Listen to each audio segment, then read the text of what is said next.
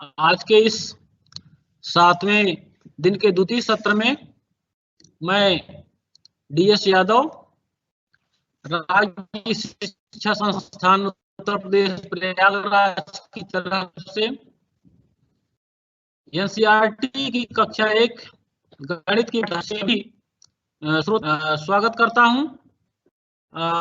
आज के इस सत्र में हम आप सभी को यह बताएंगे कि घटाने तथा घटाने की संक्रिया के बारे में चर्चा करेंगे, जिसके लिए हमारे प्रवक्ता साथी डॉक्टर जनार्दन सिंह आए और इस के बारे में बताएं। Thank you. नमस्कार। आज के द्वितीय सत्र में मैथमेटिक्स के सत्र में आपका स्वागत है। मैं जनार्दन सिंह SI प्रयागराज से। आज हम घटाने की संक्रिया तथा उस पर आधारित गतिविधियों की लेकिन उससे पहले थोड़ा सा हम जो इससे पहले हमारे सेशन हुआ, जो लेटेस्ट सेशन कल का था, जिसमें जोड़ की संक्रिया हम लोगों ने किया, उस पर थोड़ा सा एक नज़र डालेंगे और साथ ही साथ कुछ जनरल बातें करेंगे जो कि इस ट्रेनिंग के दौरान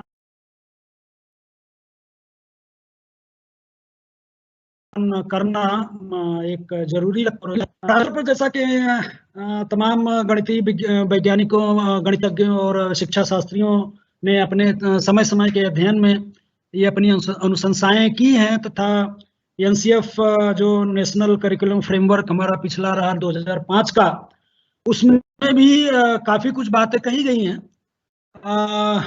प्राथमिक स्तर पर बच्चों में गणित के प्रति सकारात्मक रुझान तथा रुचि माने इंटरेस्ट विकसित करना भी उतना ही जरूरी है जितना कि ज्ञानात्मक कौशल और अवधारणाएं सीखना।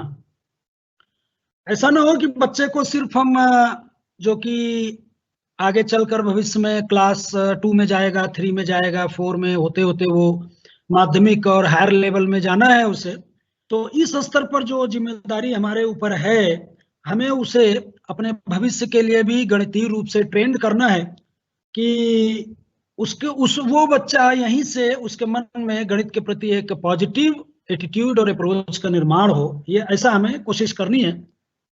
गणितीय खेल यानी मैथमेटिकल गेम्स, पजल्स, पहेलियां और मैथमेटिकल स्टोरीज, ये सब सकारात्मक रुझान पैदा करने तथा गणित को रोजमर्रा की जिंदगी से तारतम्य में बिठाने में मददगार साबित हो सकती हैं।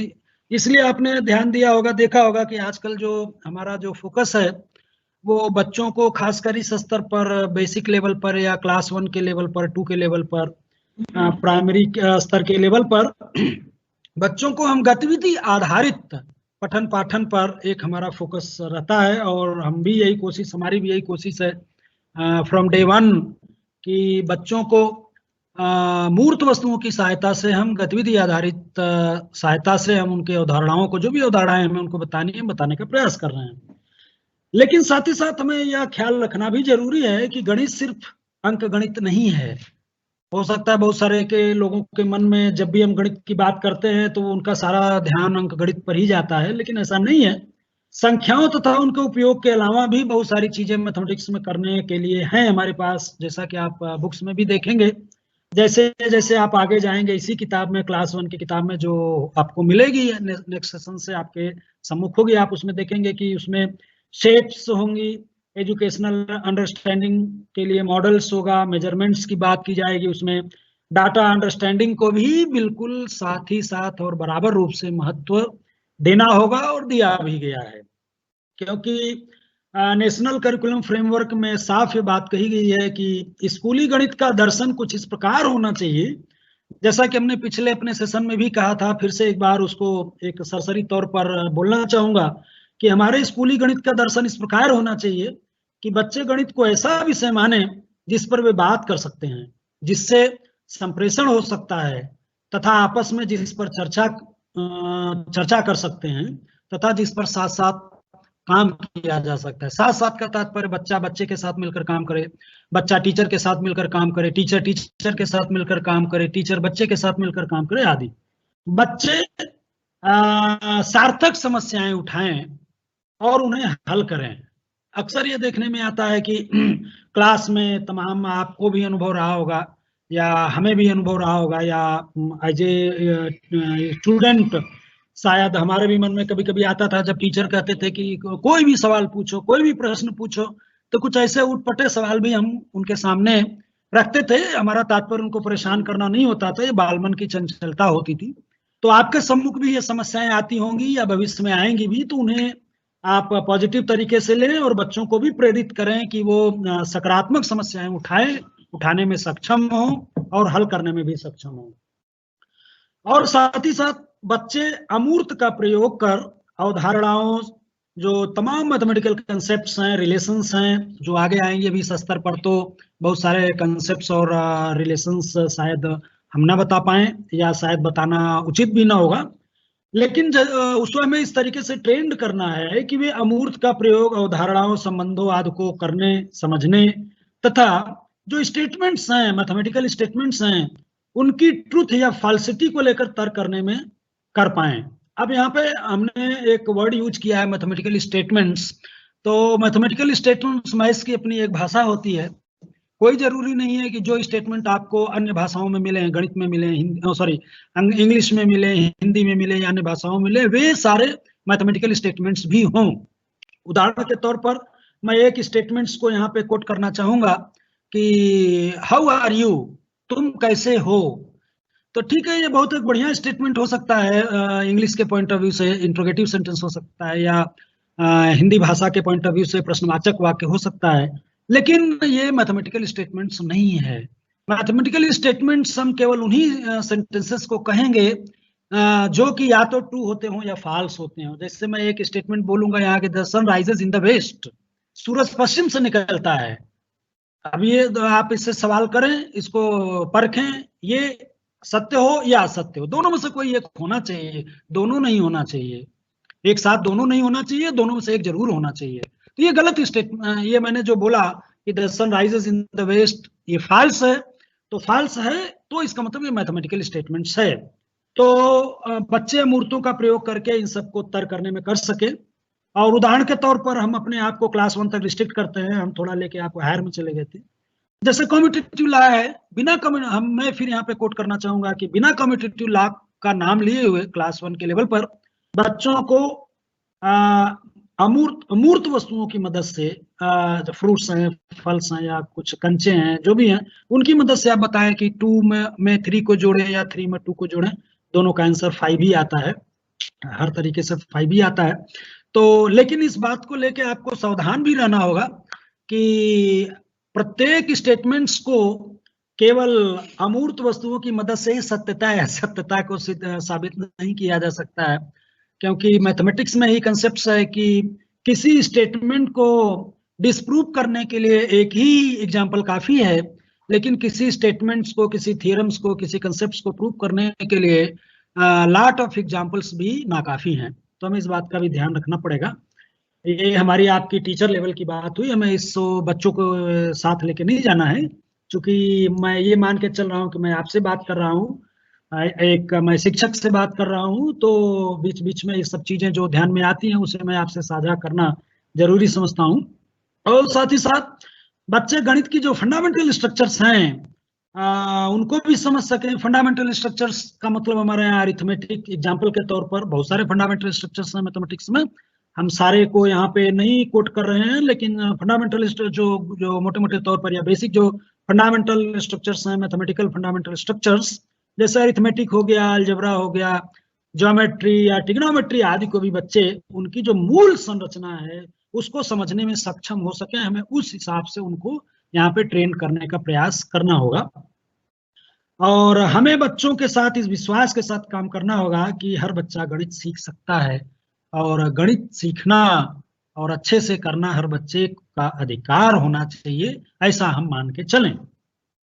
अब विद्यालयी शिक्षा में आपको तमाम तरीके की कठिनाइयां या समस्याओं से सामना करना पड़ता रहा है या करना पड़ रहा होगा, उससे कोई अनभिज्ञ नहीं है। हमारा पूरा विभाग, हमारे पूरे ऑफिसर्स, हमारे सीनियर्स, वरिष्ठ आपकी समस्याओं से सब अवगत हैं, और उसको दूर करने का प्रयास अपने स्तर पर भरपूर स्तर पे किया जाता है, किया जा भी रहा है। लेकिन फिर भी चूंकि फील्ड में आप हैं तो सारा ज्यादातर जिम्मेदारी दारोमदार आपके और हमारे कंधों पर है। चूंकि हम लोग भी फील्ड में रहे हैं, इससे पहले तमाम विद्यालयों में काम किए हुए हैं, तो आपकी समस्याओं से हम अवगत हैं। तो तमाम समस्याएं हैं अध्यापकों में। एक जो हम अपने स्तर पे अगर बात करें, अन्य समस्याओं की तरफ न जाते हुए, नहीं तो उस पर पूरा सेशन हमारा खत्म हो जाएगा। एक सबसे बड़ी कमी जो हम लोग फील करते हैं कि हमारे अंदर कॉन्फिडेंस लेवल, या उसे दूसरे शब्दों में तैयारी कर सकते हैं कि जब हम क्लास में जा रहे हों तो अगर हम तैयारी करके न जाएं तो हमारे अंदर आत्मविश्वास नहीं आ पाता है। और साथ ही साथ कभी कभी आवश्यक मदद भी एक शिक्षक को नहीं मिल पाती है। तो कोई बात नहीं, उन्हीं में काम करना है पॉजिटिव एटीट्यूड और अप्रोच के साथ। यद्यपि स्कूली परिधि में अध्यापकों से बहुत सी आशाएं की जाती हैं, उसका कार्य केवल कक्षा तक ही सीमित नहीं रहता, बल्कि उसके कंधों पर स्कूल तथा समुदाय के मध्य उच्च स्तर के मधुर संबंध स्थापित करने जैसे दुरूह कार्य भी है, जिससे आप सब लोग अवगत हैं, तो करना ही है।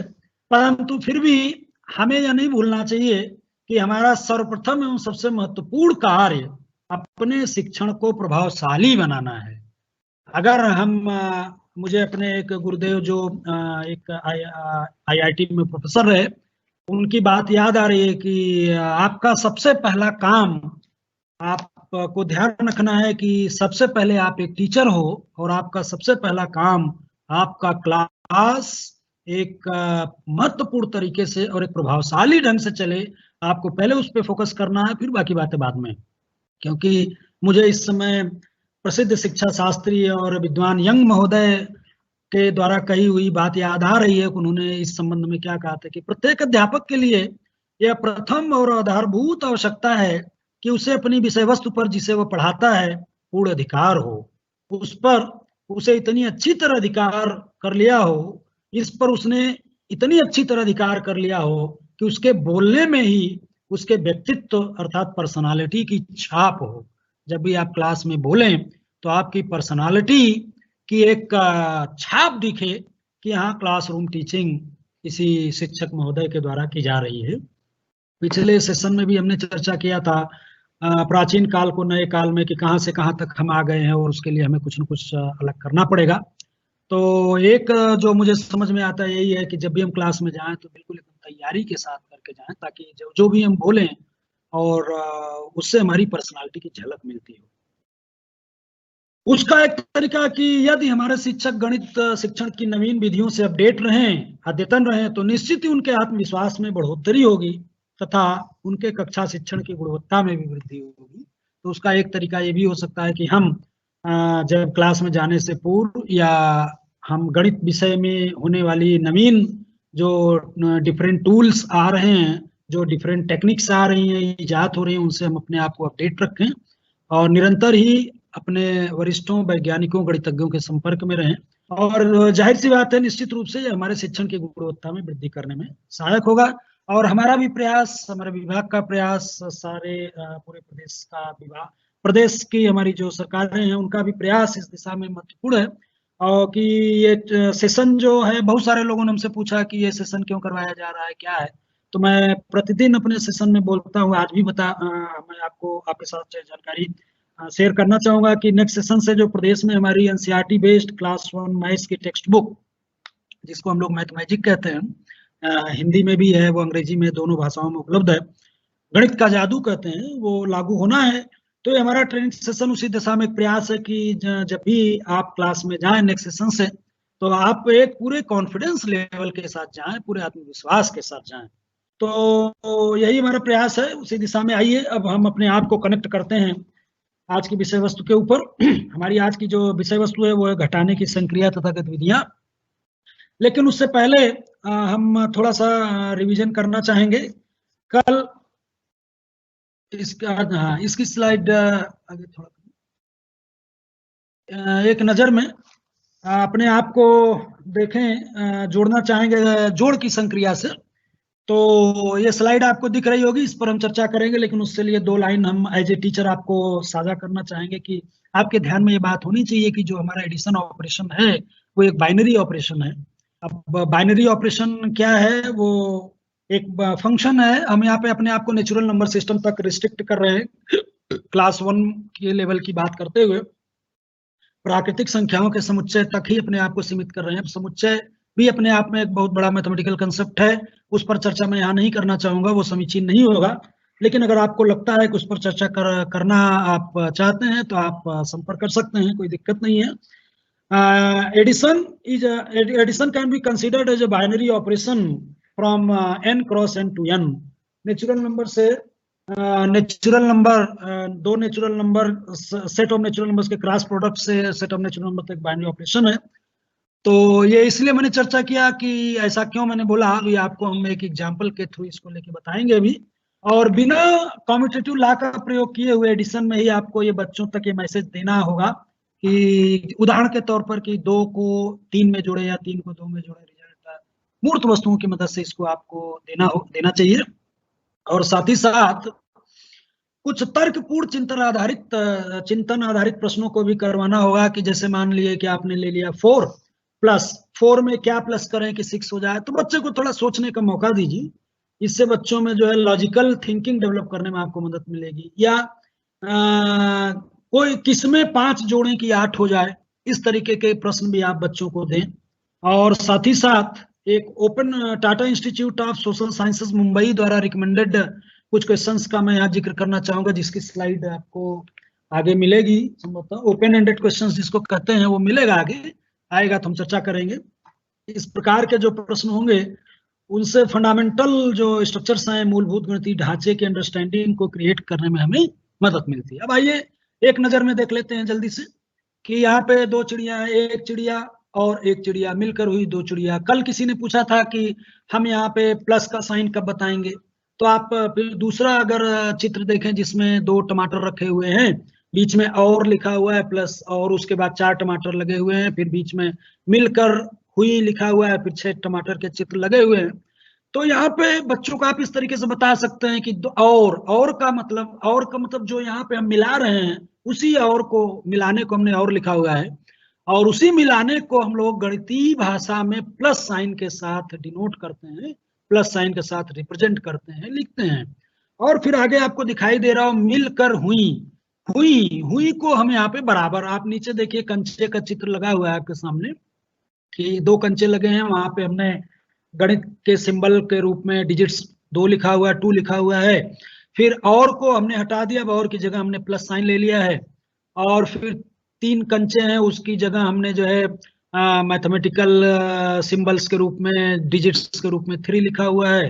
तो 2 + 3, जो पहले हमने शुरुआत किया था कि 2 और 3 मिलकर हुए 5, उसको हमने मैथमेटिकल सिंबल्स में दे दिया है 2 + 3 = 5। तो आप इस तरीके से स्टेप बाय स्टेप जो है बच्चों को लेकर जा सकते हैं। अब यहाँ पे एक टिप्पणी विशेष रूप में मैं आपके साथ बात करना चाहूंगा। एक टिप्पणी यहाँ पे दी हुई है कि 1 + 2 + 1 = 4। ये बच्चों के लेवल तक आप बेहिचक लेके जाएं, लेकिन हमारे अंदर एज ए टीचर ये अंडरस्टैंडिंग होनी चाहिए कि जो अभी मैंने बाइनरी का जिक्र किया था, बाइनरी का मतलब है 2 आधार पर काम करने वाला। यानी जो एडिशन हमारा ऑपरेशन है वो केवल 2 आधार पर काम करता है। यानी एक साथ एट ए टाइम हम 2 नेचुरल नंबर, यहाँ पे हम अपने आप को नेचुरल तक ही सीमित कर रहे हैं, आप इंटीजर भी ले सकते हैं, कुछ भी ले सकते हैं, कोई अप टू आप रियल नंबर या इवन कॉम्प्लेक्स नंबर सिस्टम तक आप जा सकते हैं, उसमें कोई दिक्कत नहीं है। लेकिन यहाँ पर वो बात करना न्यायप्रिय नहीं होगा। तो 1 + 2 + 1 इस तरीके के क्वेश्चंस के लिए आपके अंदर या हमारे अंदर ये समझ होनी चाहिए कि यहाँ पे 1 + 2 + 1 3 है। तो चूंकि एडिशन हमारा 3 के आधार पर काम नहीं केवल 2 के आधार पर काम करता है, तो इसका तात्पर्य ये होता है मैथमेटिकली कि आप पहले 1 और 2 को ऐड कर रहे हैं। जैसे आपने 1 और 2 को ऐड किया तो एक सिंगल नेचुरल नंबर मिला 3, और फिर जब वो एक सिंगल हुआ फिर 1 को आपने ऐड किया तो फिर यहाँ पे वही बाइनरी हो गया। तो यहाँ पे कुल मिला के बाइनरी का ही रूल फॉलो होता है। भले आप लिखने के लिए आप कहीं तक भी लिख लीजिए 1 + 4 + 5 + 7, कहीं तक भी लिख लीजिए, उससे प्रॉब्लम नहीं है। लेकिन चूंकि ये बाइनरी सिस्टम, ये बाइनरी ऑपरेशन है एडिशन, इसलिए हमें आपको ये बिल्कुल क्लैरिटी होनी चाहिए कि addition is a binary operation. At a time we can add only 2 natural numbers. अब गतिविधि, अब हम लोग इस पे चर्चा करेंगे गतिविधि। अब धीरे धीरे हम सब्ट्रैक्शन यानी घटाने की गतिविधि पे आ रहे हैं। तो गतिविधि की अवधारणा को स्पष्ट करने के हेतु जिस दिन आपको क्लास लेना हो उससे एक दिन पूर्व बच्चों से बात कर ले, या बच्चों को कहें कि वे घर से मिट्टी की गोलियां आदि या जो भी आसानी से उपलब्ध हो उनके आसपास के वातावरण में वो लेकर आए। और फिर उसके बाद क्लास में आप जैसे ही आप क्लास में जाएं, देखें ये चित्र लगा हुआ है क्लास का, मैडम पढ़ा रही हैं, बच्चे बैठे हुए हैं और बिल्कुल एकदम हमारे विद्यालयों के बच्चों के जैसे ड्रेस भी इनकी लग रही है। तो किसी भी बच्चे को पास में अपने बुलाएं और उसके द्वारा ली गई कुछ गोलियों को मेज पर रखवाएं। मान लीजिए कि आपने एक बच्चे को बुलाया और उसके द्वारा जो कुछ गोली है उसके हाथ में, उसको आपने मेज पर रखवा लिया। अब उसके बाद उसमें से एक गोली हटाया और फिर आप हटा करके अवधारणा को स्पष्ट कर सकते हैं कि हटाया का मतलब ही एक गोली हटाया। अब उससे आप बात करिए कि एक हटा लिया कितनी बची, फिर एक और हटा सकते हैं आप, सॉरी एक एक गोली को हटाकर घटाने की अवधारणा को स्पष्ट किया जा सकता है कि जिस तरीके से मिलाने को हमने जोड़ की अवधारणा, मिलाने से को जोड़ की अवधारणा के साथ हमने स्पष्ट किया था, उसी तरीके से एक एक गोली को हटाकर निकाल कर उसमें से घटाने की अवधारणा को हम स्पष्ट कर सकते हैं। आप आगे और देखेंगे गतिविधि आधारित, जैसे कक्षा के किसी बच्चे को, छात्रा को पास बुलाइए अपने और उसके मुट्ठी में कुछ टाफियां दे दें। जैसे मान लीजिए कि 7 टाफियां दिया आपने, अब उसमें से एक टाफी निकाल लें, निकाल लिया। अब आप उससे पूछें कि कितनी बची, तो वो गिनेगा 6 टाफियां बची। फिर एक और निकाल लीजिए उसमें से, या 2 निकाल लीजिए आप। अब पूछिए कितनी बची, 4 बची, 4 टाफियां गिन के बताएगा। तो इस प्रकार से या एक एक करके आप निकाल लें। तो अभी उसके मन में ये आप डेवलप करें कि घटाने की अवधारणा से क्या तात्पर्य है। घटाने का मतलब है, अब आप इसको उदाहरण के द्वारा और देखें तो अच्छे से क्लियर होगा। 5 गोलियों में से एक गोली हटाया, बच गई 4। तो जैसे ही 5 गोलियां, इसको जैसे आप एडिशन में लेके जाएं तो जैसे वहां लिखा था वैसे भी लिख सकते हैं, या जैसे यहाँ पे लिखा है वैसे भी लिख सकते हैं। 5 गोलियां हटाया, 1 गोलियां। आगे और भी स्लाइड्स आपको दिखेंगे अच्छे तरीके से। कल भी किसी ने पूछा था कि कौन सा बेस्ट वे हो सकता है, कौन सा उचित होगा, कौन सा बढ़िया सबसे उचित होगा।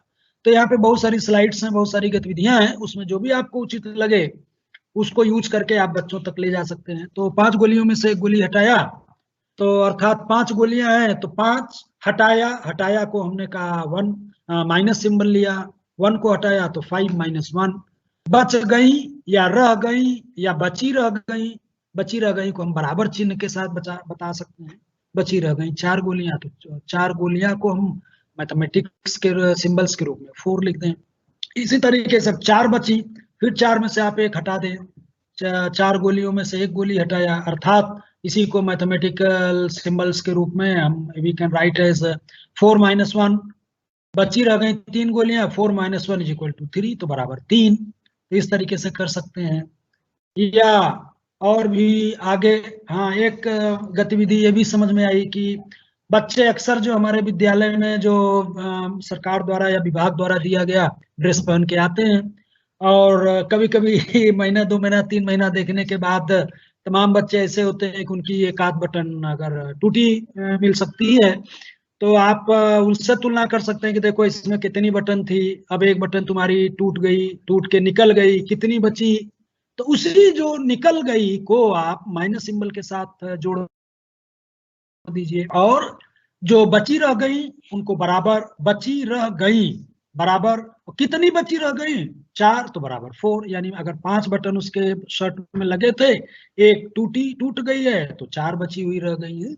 तो इस तरीके से ये एक तरीका है। हमारा तात्पर्य ये कहने का नहीं है कि बच्चे के शर्ट की बटन टूटी ही जाती है, ऐसा हमारा कहना यहाँ पे नहीं है। एक जस्ट एक्टिविटी है कि जो बच्चे जिसके साथ अपने आप को इजिली कोरिलेट कर सके। अब यहाँ पर आपके सामने दिख रहा होगा एक गतिविधि के तौर पर, मान लीजिए कि बच्चे के पास घर में 8 अंडे थे और 8 अंडे में उसको मान लीजिए कि अक्सर होता है छोटा बच्चा है तो ये भी कहा जा सकता है कि बच्चा कहाँ बाजार जाएगा, कोई बात नहीं, लेकिन उसको अपने अगर बड़े भाई के साथ बाजार जाया भी जा सकता है। तो आस पड़ोस में कि मान लीजिए उससे घर मम्मी ने कहा कि बेटे जाओ पास की दुकान से 8 अंडे ले आओ। अब बच्चे हैं, बाल मन है, गए अंडे लाए, लेके आ रहे थे उछलते कूदते, और फिर उसमें से जब घर पे आके देख रहे हैं तो 3 अंडे टूट गए हैं। अब उसमें ये बताया जा सकता है कि बताओ अगर 8 अंडे हैं उसमें से 3 अंडे जो है निकल गए, टूट गए तो निकाल के फेंकना पड़ा उसे, तो कितने बच गए। तो उससे आप एक कोरिलेशन बना सकते हैं।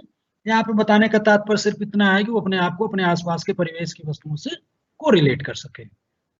अब कविता या कहानी की मदद से, तो कविताओं की मदद से भी आप जैसे कि कल हमारे साथी द्वारा डॉक्टर विपनेश जी द्वारा जो है एडिशन के लिए कविताएं बताई गई थी, तो उसी तरीके से यहाँ पे सब्ट्रैक्शन यानी घटाने की अवधारणा को भी आप कविता के माध्यम से बता सकते हैं, और अच्छा भी लगेगा। बच्चे चूंकि कविता वगैरह हमने ये महसूस किया है कि छोटे बच्चे जिनको इवन क ख ग घ या ABCD भी नहीं आता, लेकिन उनको कविताएं बहुत अच्छी आती हैं। कि अगर उनसे कहिए कि जोनी जोनी तो जोनी जोनी यस पापा, इस टाइप की कविताएं, या मेढक मामा छाता लेकर कुछ लेने, मुझे अपने बचपन का याद आ गया।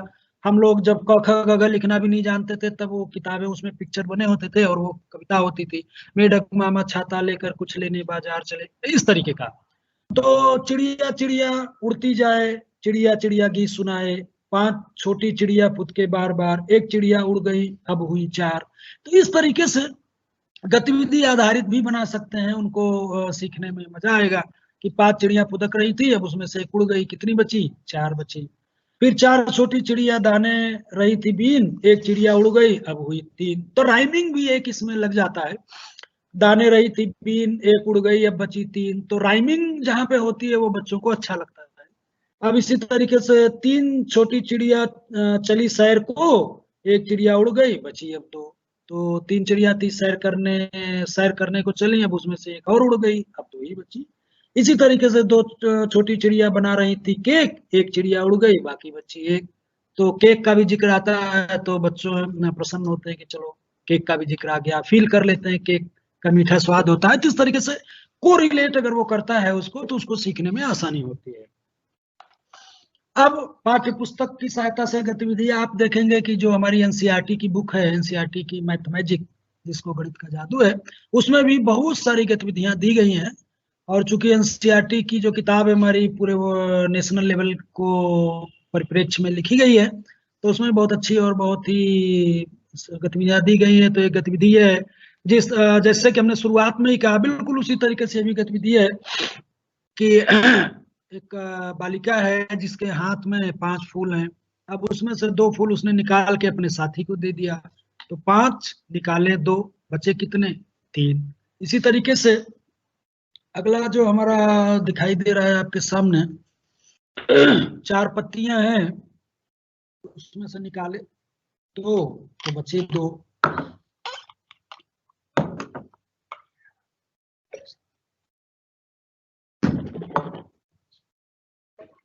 सॉरी। और फिर एक फूल है जिस पर 3 तितलियां बैठी हुई हैं, तीनों तितलियां उड़ जाती हैं, तो बची कितनी तितलियां। यहाँ पे जो फूल लगा है उस पर तितलियों की संख्या आपको गिननी है। तो इसी तरीके से आप डेवलप करते हुए आगे तक ले जाएं। और फिर अब यहाँ पे देखें, वहां पे हमने शब्दों का प्रयोग किया था, और धीरे धीरे अब यहाँ पर हम उसको मैथमेटिकल सिंबल्स में ले आ रहे हैं। कि मान लीजिए कि आपके पास मिट्टी के 6 घड़े थे छोटे, और तो उसको हमने मैथमेटिकल सिंबल्स के रूप में 6 लिखा। 4 टूट गए या निकल गए, खराब हो गए, तो निकल गए को, जिसमें खराब हो गए तो निकालना ही है, तो उसको हमने माइनस सिंबल दिया, और 4 खराब हुए 4 लिखा, तो 6 - 4। बचे कितने, 2, तो बचे को बराबर लिखा, कितने 2, तो उसको 2 लिखा, यानी 6 - 4 = 2। इसी तरीके से आप उदाहरण ले सकते हैं बच्चों को बताने के लिए कि 5 मेढक बैठे हुए थे, बरसात का सीजन है, बरसात के टाइम था, 5 मेढक बैठे हुए आपको चित्र में दिख रहे हैं तालाब के किनारे। उसमें से 2 मेढक तालाब में कूद गए, तो आधे दिख भी रहे हैं, तो थोड़ा इंटरेस्ट होगा बच्चों के साथ, बच्चों को इसको पढ़ने में, देखने में कि 5 थे, 2 निकल गए, तो निकलने को माइनस कहा, 2 निकले तो 2 लिखा, 5 - 2 कितने बचे, तो यहाँ पे खाली स्थान। अब देखिए धीरे धीरे सरल से कठिन की ओर ले जाने का प्रयास है। पहले उसको वर्ड में बताया, फिर उसको संख्या के रूप में लिख के बताया, फिर अब धीरे धीरे यहाँ पे एक ब्लैंक स्पेस छोड़ा जा रहा है कि धीरे धीरे बच्चा जो है उसको अपने अंडरस्टैंडिंग के अनुसार समझे और लिखने। तो 5 - 2 कितना बचा वो गिन के देख के लिख सकता है। इसी तरीके से एक डाल पर कुछ पत्ते हैं, अब आप गिनवा लीजिए कितने पत्ते हैं। मान लीजिए 9 पत्ते हैं और मान लीजिए हवा चली या किसी कारणवश उसमें 4 पत्ते टूटकर जमीन पर गिर गए, तो उस तरीके से 9 - 4 करवा कितने बचे वो गिन के लिख सकता है। तो अब यहाँ पर देखिए कुछ भी एक जो चित्र आपको सामने दिख रहा है वो 3 गिलास है, 3 लिखवाइए माइनस, कोई भी गिलास नहीं है, एक भी गिलास नहीं है।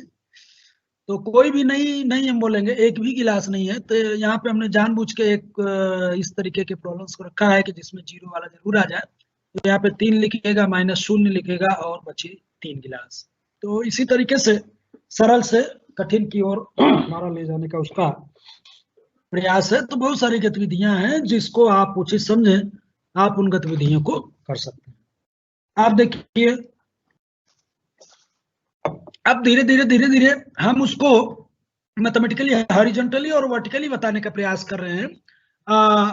मूर्त से अमूर्त की ओर ले जाना चाह रहे हैं उसको, कि पहले शुरू में हमने उसको मूर्त वस्तुओं की मदद से बताने का प्रयास किया, लेकिन अब धीरे धीरे अभी तो यहाँ पे हमने 6 मान लीजिए कि गोले या कंचे जो भी आप समझ लें, छोटी छोटी बॉल्स लगा रखे हैं।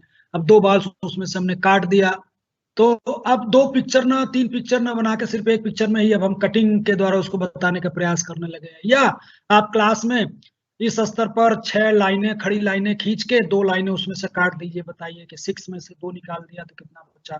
तो इसको आप हॉरिजॉन्टली भी लिख सकते हैं और वर्टिकली भी, यानी कि मैथमेटिक्स में माइनस को आप हॉरिजॉन्टली भी इस तरीके से लिखा जा सकता है और वर्टिकली भी लिखा जा सकता है। तो स्टेप बाय स्टेप बच्चा आगे समझने में सक्षम होगा। और फिर आप इस तरीके के प्रॉब्लम्स को भी करवा सकते हैं कि सामने आप जिसको मिलान करने वाला प्रॉब्लम्स कहते हैं कि मिलान कैसे करेंगे। तो एक तरफ हमने हॉरिजॉन्टली 4 - 2 7 - 2 9 - 1 5 - 1 6 - 3 7 या इस तरीके के लिखा, और बीच में उसका हमने जो आंसर होंगे सबके उसको किसी भी ऑर्डर में लिख दिया, सिस्टम में सीरियल से नहीं, किसी भी जिग-जैग ऑर्डर में लिखा। और राइट साइड में घटाने का प्रॉब्लम्स बनाया, और ऐसे प्रॉब्लम्स बनाए जिनके आंसर लेफ्ट साइड से जो आंसर आते हैं उसी में क्रम थोड़ा सा इधर उधर करके हमने लगाया। अब आप बच्चों से बोर्ड पे लिख के एक एक करके बुलवा सकते हैं। अब ये तुरंत नहीं होगा, ये 2 दिन 4 दिन 1 हफ्ते बाद का ये प्रॉब्लम्स है। ये 2 दिन 4 दिन शुरू में बच्चा घटाने की अवधारणा को अच्छे से समझ ले, सीख ले, फिर उसके 1 हफ्ते 2 हफ्ते जो भी आपको उचित लगता हो उसके बाद का ये प्रॉब्लम्स है कि आप इस तरीके के प्रॉब्लम को बच्चों के सामने बोर्ड पर लिख सकते हैं। या 1 हफ्ते 2 हफ्ते बाद उनको इसमें से 2 या 3, ज्यादा नहीं 2 या 3 प्रॉब्लम्स लिख के होमवर्क के रूप में भी दे सकते हैं, घर से करके आए, प्रोत्साहित कर सकते हैं उसको।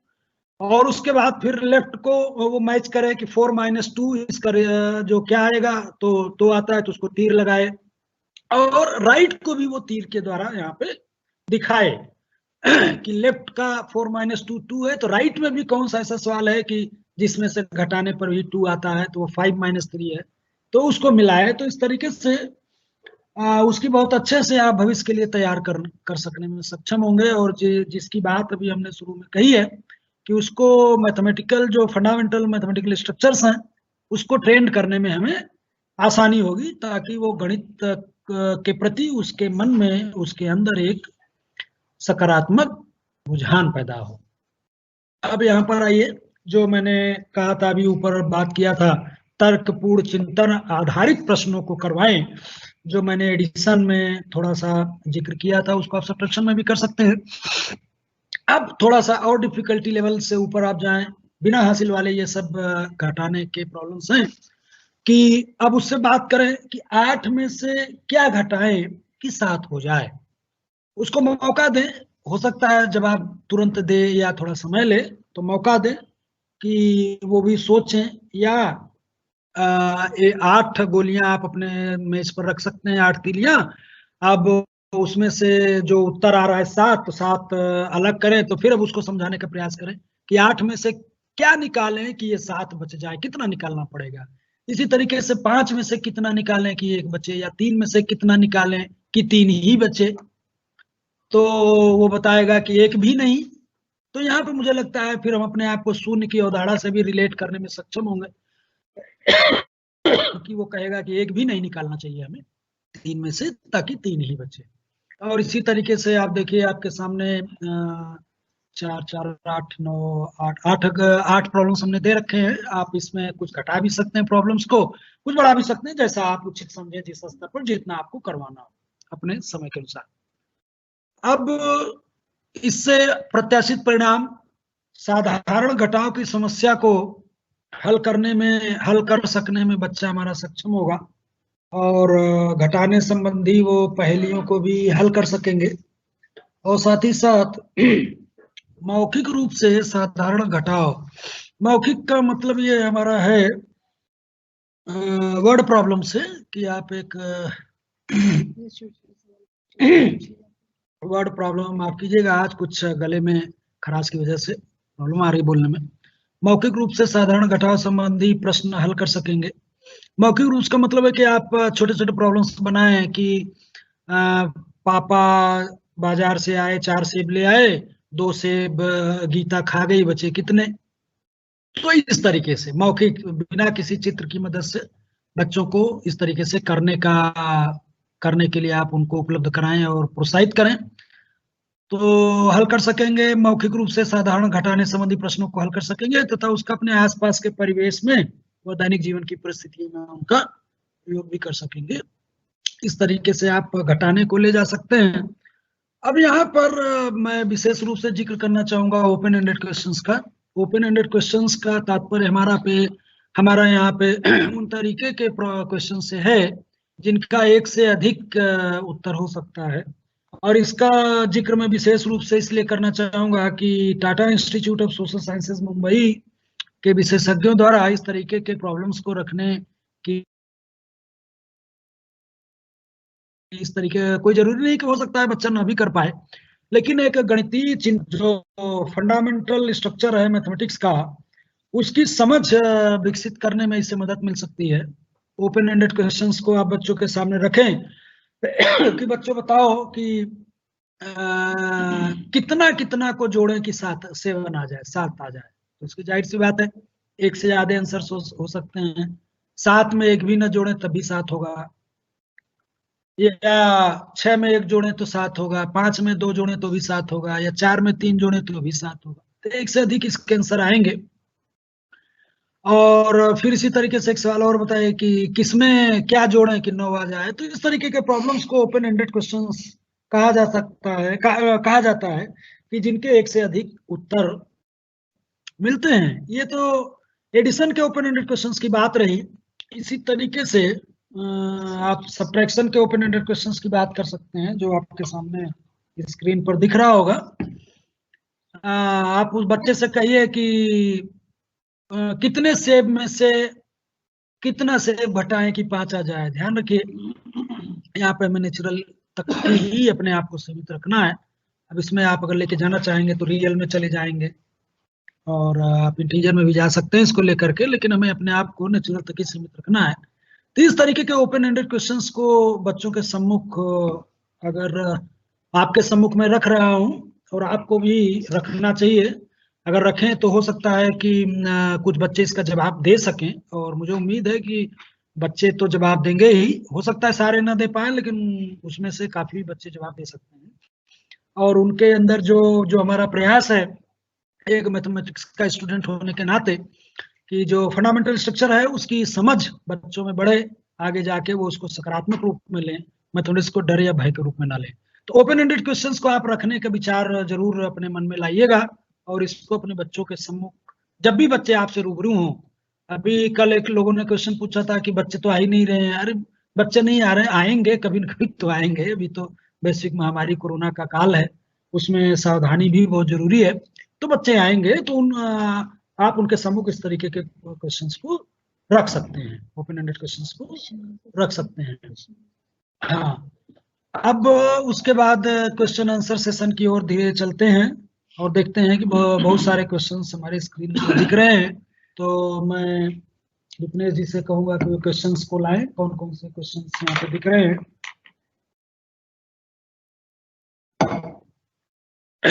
तो सोनभद्र से अनुराग जी का सवाल है कि गिनतारा का नया नाम क्या होगा। तो अनुराग जी बस वेट करिए, गिनतारा का नया नाम क्या होगा, अगले सेशन से किताब आपके हाथ में होगी। और हमारी एनसीईआरटी की किताब जो आ रही है उसका नाम है गणित का जादू। मैंने अपने सेशन में कई बार उसका नाम लिया है। हिंदी में उसको गणित का जादू कहते हैं और अंग्रेजी वर्जन उसका मैथ मैजिक है। तो आपके सम्मुख होगी और अच्छा लगेगा, एक चेंज भी होगा और एक नेशनल लेवल की बुक एनसीईआरटी के विषय विशेषज्ञों द्वारा है, तो आपको अच्छा मटेरियल मिलेगा और आप भी इंजॉय करेंगे। अब हेमंत बुलंदशहर, कक्षा 1 में मेल या फीमेल कौन अध्यापक बेटर हैं। तो हेमंत जी एक टीचर होने के नाते, मैथमेटिक्स का स्टूडेंट भी हम अपने आप को बोल रहे हैं होने के नाते, मैं ये सब का जवाब इस सवाल का जवाब आपको नहीं दे पाऊंगा कि कौन अध्यापक बेटर है। ये आप सोचिए, कोई बेटर कोई खराब नहीं है। हम किसी को भी कमतर नहीं आंका जा सकता है यहाँ पे। और आप देख रहे हैं कि बहुत सारे क्षेत्र में हमारे फीमेल टीचर्स ने बहुत बढ़िया, आप शायद शकुंतला देवी का नाम आपको याद होगा। शकुंतला जी को जो जिनका देहांत अभी कुछ समय पूर्व हुआ, ह्यूमन कंप्यूटर तक कहा जाता है, जिन्होंने 16 या कितने डिजिट्स के नंबर्स को उतने डिजिट्स के नंबर्स को मल्टीप्लाई किया और विद इन सेकंड्स उसका जवाब दिया। और रामानुजन का भी जिक्र करना मैं यहाँ पे नहीं भूल सकता। रामानुजन जिनके ऊपर जितना भी रिसर्चेज हो रही है वर्ल्ड में अभी भी कम है, कि जिनको कोई मैथमेटिक्स की बेसिक ट्रेनिंग ना होते हुए भी जिन्होंने रॉयल सोसाइटी का फेलो जिनको नियुक्त किया गया, और 22 दिसंबर को हम राष्ट्रीय गणित दिवस के रूप में भी मनाते हैं। तो इस सवाल का जवाब, ये सवाल ठीक नहीं है, इस तरीके के सवालों से हमें बचना चाहिए। अब अगला सवाल है बुद्धि सागर जी का, ये गोरखपुर से हैं। ये कहना है कि इनका सवाल है कि चित्र के साथ चिन्ह की ओर कितने दिनों में ले जाना उचित होगा। हाँ, बिल्कुल सही सवाल है कि आप अब इसको आप अपने स्तर पर देखें कि किस तरीके से किस तरीके का आपको कितना समय आपको महसूस होता है करने के लिए। इसके लिए आप शिक्षक को किसी समय सीमा में बांधना हमारे समझ से, हमारे विचार से उचित नहीं है। ये आपका एक टीचर को इतना फ्रीडम, इतना स्पेस तो होना ही चाहिए कि उसके बच्चे को किस चीज की कितने समय तक के लिए जरूरत है। वही बच्चे का आध्यात्मिक पिता के रूप में भी हम उसको मानते हैं। तो कितना समय उसको लेना चाहिए, उसको डिसाइड करने की पूरी छूट होनी चाहिए। थोड़ी सी आप मैनेज करके आपको भी देखना होगा, क्योंकि बहुत सारी चीजें हैं, समय का भी हमें ध्यान रखना होता है। तो ये आपके ऊपर हम छोड़ते हैं कि इसे आप अपने से अच्छे से डिसाइड कर सकते हैं, 1 दिन 2 दिन 3 दिन आदि। हाँ, हाँ, कविता की एक लास्ट लाइन, क्या क्वेश्चन है। रवि प्रकाश कुशीनगर जी है। एक छोटी चिड़िया बन रही थी हीरो, वो भी चिड़िया उड़ गई, कितनी बची जीरो। बिल्कुल सही बात है, रवि प्रकाश जी कुशीनगर से है। बिल्कुल जीरो का भी आप ज्ञान यहाँ पे करवा सकते हैं। तो मैंने पहले ही कहा कि ये सब चीजें सिर्फ आपके लिए एक रास्ते के तौर पर हैं। आप इसमें अपने स्तर पर भी चीजों को जोड़ सकते हैं, घटा सकते हैं। तो थैंक यू रवि प्रकाश जी कुशीनगर से। और आदर्श ललितपुर से इनका सवाल है कि बच्चों को अंग्रेजी गिनती से शुरू कराया जाए या हिंदी गिनती से। आप जो भी उचित समझे रवि प्रकाश जी। वैसे भी हम अंग्रेजी गिनती इंटरनेशनल नंबर हम ज्यादातर यूज करते हैं, तो फिर भी ये आप जो भी उचित समझे 1 2 से भी शुरू करवा सकते हैं, 1 2 से भी शुरू करवा सकते हैं। अब तो हमारे हर ब्लॉक में बहुत सारे विद्यालय शासन द्वारा मॉडल स्कूल के तौर पर अंग्रेजी मीडियम में भी संचालित किए जा रहे हैं। तो आप जैसा उचित समझे वैसा कर सकते हैं। सर, इसकी पाठ्य योजना कैसे तैयार करें। मीनाक्षी शर्मा मथुरा से इसका सवाल है मीनाक्षी जी का। पाठ्य योजना मीनाक्षी जी आप तैयार करें, उसमें कोई दिक्कत हो तो संपर्क करें, हम लोग मदद कर सकते हैं। और ट्रेनिंग सेशन में थोड़ा सा बता पाना समय की मजबूरी की वजह से अब नहीं हो पा रहा है, लेकिन अगर आप संपर्क करें हम लोगों से, हम लोग जरूर आपकी मदद करेंगे। अगला क्वेश्चन है वागीश जी का सीतापुर से कि सर कृपया कुछ कक्षाओं को ऑफलाइन भी करें तो परिणाम और भी बेहतर होगा। बिल्कुल वागीश जी, आपका सुझाव, लेकिन अब कोरोना की महामारी के चलते नहीं हो पा रहा है, क्योंकि पूरे प्रदेश के 3600 लोगों को जोड़ने का प्रयास है। तो उम्मीद है कि जल्दी ऑफलाइन भी आपसे मुलाकात होगी, और आप लोग जब ब्लॉक में जाएंगे तो वहाँ आपको ऑफलाइन ट्रेनिंग ही देनी होगी अपने ब्लॉक के शिक्षकों को, तो वहाँ आप इंजॉय करेंगे। और जल्दी ही ऑफलाइन ट्रेनिंग का भी प्रावधान जैसे ही विभाग द्वारा होता है आप लोगों से मुलाकात होगी। सर, कक्षा 1 के बच्चों को प्रतीक से भी परिचित कराएं। बिल्कुल, आप प्रतीक से परिचित तो कराना ही पड़ेगा, जैसे हमने धीरे धीरे करवाया है कि 2 और 2 मिलकर हुए 4, तो फिर बाद में 2 + 2 = 4, तो ये आपको बताना ही पड़ेगा, उसको आगे लेकर जाएगा वो इस स्तर में।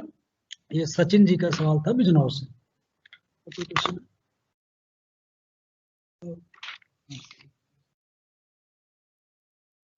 एक क्वेश्चन ये आ रहा है अब्दुल कादिर यूपीएस मिर्जापुर से। अब्दुल कादिर जी का सवाल ये है कि जो ओपन एंडेड क्वेश्चंस हैं उनको और स्पष्ट करें।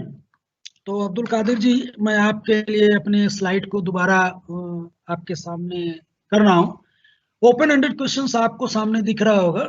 Open ended questions are those questions which have more than one answers, जिनका एक कोई पर्टिकुलर आंसर नहीं होता, एक से ज्यादा आंसर्स होते हैं। यानी आप यूं कर सकते हैं कि जो दोनों एंड पर ओपन हो। आप यहाँ देख रहे हैं कि दोनों एंड पर ओपन है, किसी भी एक एंड पर।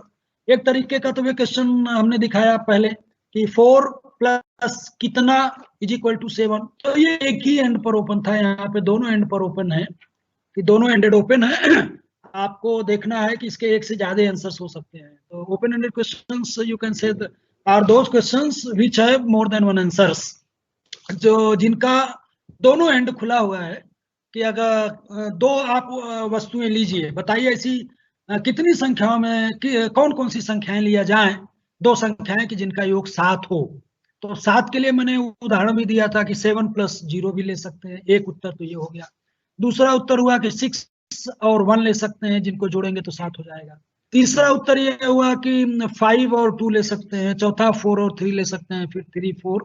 तो वो कम्यूटेटिव लॉ आ गया, जो हमने पहले भी कहा है कि बिना कम्यूटेटिव लॉ का नाम लिए बच्चों को आप ले जा सकते हैं, लेकिन अपने लेवल पर तो हम आपसे बात जब कर रहे हैं तो कम्यूटेटिव लॉ का नाम तो हम ले ही सकते हैं। इसी तरीके से माइनस में भी ओपन एंडेड क्वेश्चंस हैं कि कितने में से कितना घटाएं कि 5 आए। और एक सवाल का जवाब तो यह है कि 9 आप ले लीजिए, 9 में से 4 घटाइए तो 5 आ जाएगा। दूसरा इसका उत्तर ये हो सकता है कि 8 में से 3 घटाइए, 9 में से 4 घटाइए कि 5 आएगा।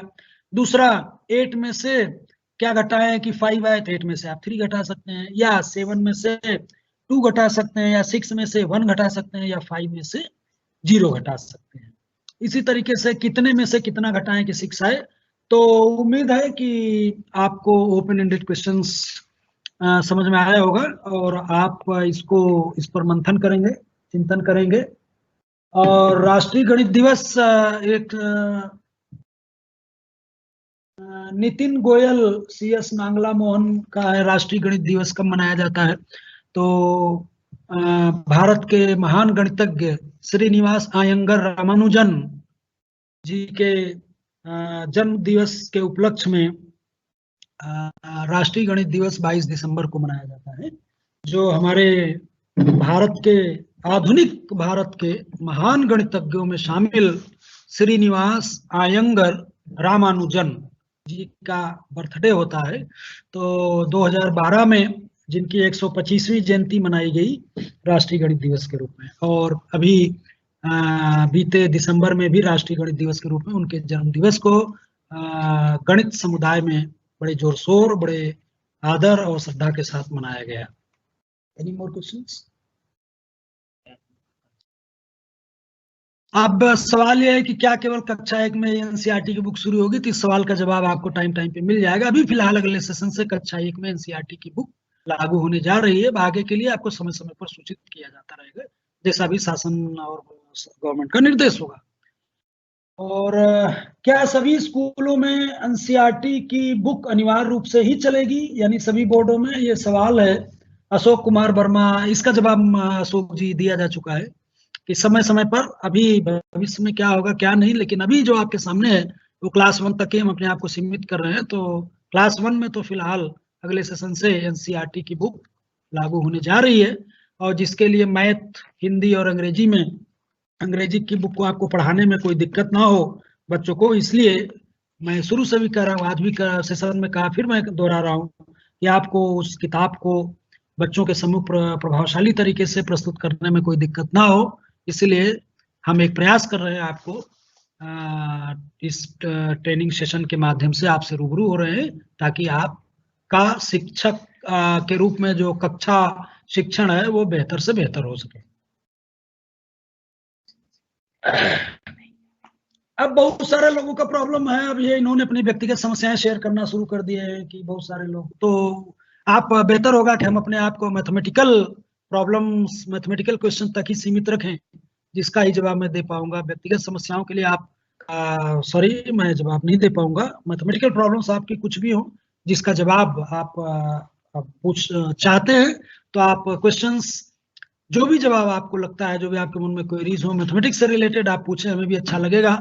हम भी अगर सक्षम नहीं होंगे उसका जवाब देने में, तो हम अपने टीचर से, अपने गुरुजनों से जरूर उसके आंसर को ले करके आपसे समय लेते हुए जरूर आपको उपलब्ध कराने का प्रयास करेंगे। क्योंकि मुझे अपने गुरुजी की कही हुई बात याद आ रही है कि क्लास में अगर आपको कोई सवाल का जवाब नहीं आ रहा है तो इधर उधर घुमाने के बजाय स्ट्रेट बोलिए कि इस क्वेश्चन को हम अगले दिन डिस्कस करेंगे। इसमें कोई बुराई नहीं है, no one is perfect, so I am also not perfect, तो कोई भी परफेक्ट हम सब में नहीं है। तो जो भी क्वेश्चन का जवाब आपका हमारे पास तुरंत नहीं होगा, हम उसको कोशिश करेंगे कि आपको बाद में भी उसके जवाब को देने का भरपूर प्रयास करेंगे। और अब आपके सामने आज का जो असाइनमेंट है, अब कोई सवाल यहाँ पर नहीं दिख रहा है, अब असाइनमेंट की मांग आ रही है, तो असाइनमेंट आपके सामने है। प्रश्न 1, गणित के बुनियादी कौशलों में घटाने की संक्रिया के महत्व पर अपने कल भी बिल्कुल इसी तरीके का हमने सवाल दिया था।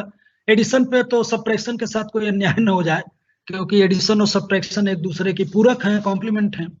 तो गणित के बुनियादी कौशलों में जो घटाने की संक्रिया है वो गणित के एक बुनियादी कौशल के रूप में है, तो उसमें उसका क्या महत्व है, इस पर आप अपने विचार, जो भी आपके दिमाग मन में आता हो, आप अपने विचार प्रकट करें, आपको स्पेस है। और घटाने की संक्रिया आधारित एक शैक्षिक वीडियो स्क्रिप्ट, वीडियो हम नहीं करें, स्क्रिप्ट माने कुछ लिखिए पेपर पर, जिस पर अगर जरूरत पड़े तो वीडियो भी बनाया जा सके।